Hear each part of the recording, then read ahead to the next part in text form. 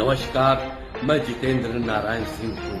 आज से 1.5 साल पहले मैं वसीम रिजवी हुआ करता था। मैं शन में हूँ, रोज एक कदम अपनी सुसाइड की तरफ बढ़ रहा हूँ। मैं अकेला हूँ, मेरी आवाज कोई पहुंचाने वाला नहीं। सबने कहा, आश्वासन दिया कि आदरणीय मुख्यमंत्री। इस चैनल के माध्यम से एक मसला आपके बीच में रख रहा हूँ, जो हमारे मुल्क हिंदुस्तान के अंदर आपने देखा कुछ साल पहले वसीम रिजवी वो शिया समुदाय से ताल्लुक़ रखता था और उसने रसूल पाक सरवर कौनैन सल्लल्लाहु अलैहि वसल्लम की शान में गुस्ताखी की। यहाँ तक कि अल्लाह का कलाम कुरान मजीद को उसने रद्द बदल करने की कोशिश की, उसमें तमाम आयतों का मुखालिफत की। नाउज़ बिल्लाह, अल्लाह तबारक व तआला ने जब कुरान में फरमा दिया है कि कुरान की ज़िम्मेदारी हमारी है, ज़िम्मेदारी मेरी है, तो हमारे मुल्क में ज़्यादातर आप लोग देख रहे हैं, हर तरफ से अफवाह ये आती है कि धर्म परिवर्तन मतलब घर वापसी की जाए। जितने भी हमारे राष्ट्र में मुसलमान हैं ये सब हिंदू हैं।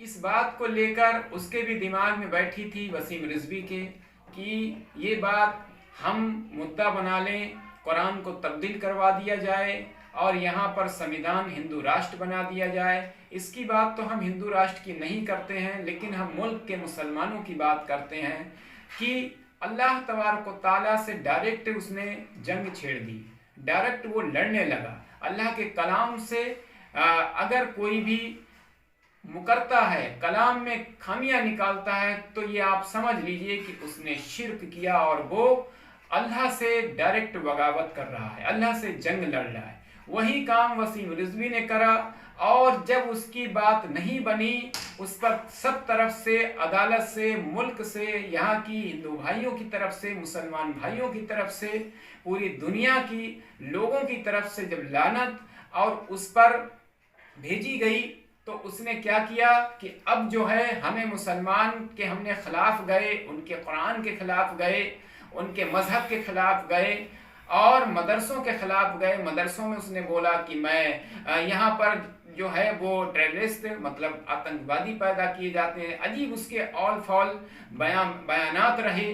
तो उसकी दाल जब नहीं गली तो उसने सोचा कि अब जो है, अब मुसलमान हमें किसी भी हाल में अपनाएंगे नहीं, हर तरफ हम पर लानत जाएगी, कोई भी हमको अपनाएगा नहीं। तो उसने हिंदुओं का सपोर्ट लेना चाहा, ऐसे कुछ लोगों का उसने सपोर्ट लेना चाहा और उनका सपोर्ट, जैसे अति नरसिम्हा ने उनका सपोर्ट लिया और उसने मुस्लिम मजहब को छोड़कर हिंदू मजहब अपना लिया और अपना नाम वसीम रिजवी से उसने जितेंद्र त्यागी रख लिया। आप लोगों को मैं इसलिए ये वीडियो बनाकर बात रख रहा हूँ कि जिसने इस तरीके से हमारे मजहब दीन इस्लाम में किसी भी धर्म की मुखालिफत या धर्म को गलत बोलना, उसकी बुराई करना मना फरमाया गया है। किसी भी धर्म को आप गलत ना कहें। अल्लाह तबारक व तआला सबके साथ है, सबका मसला देख रहा है। इंसानियत सबसे बड़ा मजहब है, लेकिन उसने करोड़ों अरबों मुसलमानों के दिल को ठेस पहुंचाई, अल्लाह के कलाम को ठुकराने की कोशिश की, लेकिन वक्त नहीं गुजरा। आज आप ये देख सकते हैं कि इस वसीम रिजवी पर अल्लाह की कैसी लानत और कैसी मार पड़ी है कि ये वो कुत्ता बन गया, न घर का रहा न घाट का रहा।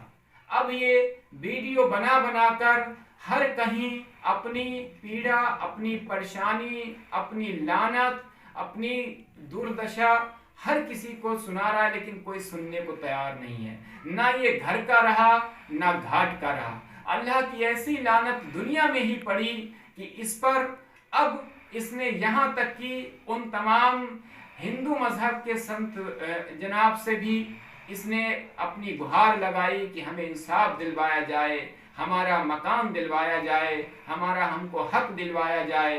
कहाँ तो ये मुसलमानों के खिलाफ जा रहा था, कहाँ ये कुरान से बगावत कर रहा था। आज इसको जमीन भी इसके हक में नहीं रह गई। ये बड़ी लानत की बात है। एक जैसे शयातीन मरदूद मलाउन जिसका कोई भी कहीं पर भी सुनवाई नहीं होती, हर जगह से दुत्कारा जाता है, आज वो ये वसीम रिजवी पर हो गया है और ये अब गिड़गिड़ा रहा है। जब कहीं से कोई बात नहीं बनी तो इसने राष्ट्रपति, हमारे जो हिंदुस्तान के राष्ट्रपति मोहतरमा हैं, उनको इसने अपनी एप्लीकेशन लिखी और ये गुहार लगाई और ये अनुमति मांगी कि मैं अपनी मर्जी से आत्महत्या, मतलब कि अपनी मर्जी से खुदकुशी करना चाहता हूं, मुझे इजाजत दी जाए। मतलब ये देखने की जरूरत है, ये समझने की जरूरत है कि जिसने भी अल्लाह, उसके रसूल और दीन इस्लाम को और कुरान शरीफ को, अहदीस को बदलने की कोशिश की, उसकी कैसी हालत हुई। ये आप लोगों को मैं इसलिए मैसेज भेजना चाह रहा हूँ कि सबसे बड़ा गुनाह जिसकी मुआफ़ी नहीं है वो शिर्क है। और शिर्क किसको कहते हैं? जो अपने दीन, अपने इस्लाम, वादहु ला शरीक, कुरान, हदीस और आखिरी नबी सल्लल्लाहु अलैहि वसल्लम में कमियां निकालें, उनको झूठा ठहराएं और वो जो मुसलमान होकर भी ये कहें कि कुरान में तब्दीली करना चाहिए, जैसा कि वसीम रिजवी ने उर्फ जितेंद्र त्यागी ने किया। आज उस पर क्या गुजर रही है, न घर का रहा न घाट का रहा। आप उसकी शक्ल देखिए, जब दुनिया में अल्लाह ने दिखा दिया तो हम सबको सबक लेने की ज़रूरत है। किसी मजहब को गलत न कहो, दीन इस्लाम सच्चा है, ये कुरान फरमाती है, मुकम्मल दीन है, ये कुरान फरमाती है। रब ताला ने फरमाया कि मैंने आसमान से कुरान ये नाजिल फरमाई, ये मेरा कलाम है, ये किसी इंसान का लिखा हुआ नहीं है। इसको सच जानो, इस पर अमल करो और इसी के हुकूक पर कायम रहो। लेकिन वसीम रिजवी ने जो किया उसको मैं आपको इसी वीडियो में आगे देखिए और इससे बड़ा सबक लीजिए कि शिर्क की माफ़ी नहीं है। शिर्क वो लोग उसको कहते हैं जो अपने वादहु ला शरीक को मानकर झुटलाएं। उसमें इस्लाम में आने वाले भी लोग जो आजकल बहुत ज़ोर से ज़्यादातर लड़कियां दीन इस्लाम को छोड़कर और गैर मजहब में जा रही हैं, उनके लिए बहुत बड़ा सबक है कि न घर की रहोगी न घाट की रहोगी। ये मैसेज मैं इसलिए देना चाह रहा हूँ। शिर्क की माफ़ी है, हर नहीं है, हर गुनाह की माफ़ी है, लेकिन शिर्क की माफ़ी नहीं है। शिर्क जिसने किया अल्लाह तबारक व तआला उसको कभी माफ़ नहीं करेगा, दुनिया में भी जलील करेगा, रुस्वा करेगा, मोहताज करेगा, सबके आगे गिड़गिड़वाएगा, लेकिन उसको माफ़ नहीं करेगा क्योंकि उसने हक को छोड़कर आया है। रब ताला की मसलिहात, रब ताला के कुरान को उसने छोड़कर आया है और झूठों के साथ गया है और बुत परस्ती के साथ गया है, जो कि रब ताला फरमाता है कि एक ही रब है तुम्हारा, रब खिलाने वाला, पिलाने वाला, पहनाने वाला, दिलाने वाला, जिंदा करने वाला, सब कुछ करने वाला, वादहु ला शरीक है। अब इस वीडियो को आप गौर से देखिए। अगर ये वीडियो आपको समझ में आए तो उन लोगों तक ज़रूर पहुंचाइए जो दीन इस्लाम में हैं और उसके बाद में गैर मजहब में जा रहे हैं। उन लड़कियों तक पहुंचाइए जिन्होंने वादहु ला शरीक दीन इस्लाम को छोड़कर और उनको झुटलाकर शिर्क किया, और उनकी भी हालत आप देख सकते हैं और इसकी भी हालत देख सकते हैं। सबसे ज़्यादा इस चैनल को सब्सक्राइब करिए और शेयर करिए और लाइक करिए और उन लोगों हर किसी तक पहुंचाइए, यही हमारा मकसद था। नमस्कार, मैं जितेंद्र नारायण सिंह हूँ। आज से 1.5 साल पहले मैं वसीम रिजवी हुआ करता था। मैं बेघर हो गया, मैं नहीं डरा, मैं हत्या करने की धमकियों से भी नहीं डरा, लेकिन आज मजबूर अकेला हूं, अनाथ हूं, क्योंकि मेरी बात कोई नहीं सुनने वाला। मेरे खिलाफ जो फर्जी मुकदमा लिखवाया गया, मैं सनातन धर्म के सभी संगठनों, महामंडलेश्वरों के दरवाजों पर गया, उनसे कहा कि भाई मेरी उच्च स्तरीय जांच करा दीजिए। पुराने लखनऊ की पुलिस अपने ऊंचे अधिकारियों को गुमराह कर रही है, उनके दबाव में है, निष्पक्ष जांच नहीं हो रही।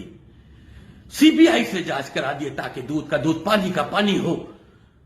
उन मुल्लाओं को भी बेनकाब किया जाए जो सनातन धर्म के लोगों के खिलाफ नाजायज साजिश करते हैं। लेकिन हालात बद से बदतर हो गए। मेरे खिलाफ फर्जी मुकदमों में चार्जशीटें भेजी जा रही हैं। चौक से भेजी गई, थाना चौक से भेजी गई, थाना शहादतगंज से भेजी गई। अब तो मुझ पे गैर जमानती वारंट लेकर मेरे घरों की कुर्की की नौबत आ गई है। मैंने बहुत दुखी मन से देश के राष्ट्रपति महोदया से अपील की है, इच्छा मृत्यु के लिए पत्र लिखा है कि मुझे अनुमति दी जाए, क्योंकि मैं बहुत डिप्रेशन में हूं। रोज एक कदम अपनी सुसाइड की तरफ बढ़ रहा हूं। मैं अकेला हूं, मेरी आवाज कोई पहुंचाने वाला नहीं। सबने कहा, आश्वासन दिया कि मैं आदरणीय मुख्यमंत्री जी से बात करूंगा, लेकिन उन तक मेरी बात पहुंची नहीं, क्योंकि वो न्याय का देवता है। अगर उन तक मेरी बात पहुंचती तो आज मेरा हाल ये ना होता, मुझको भी न्याय मिलता। मैं मजबूर हूं, मेरी मदद कीजिए।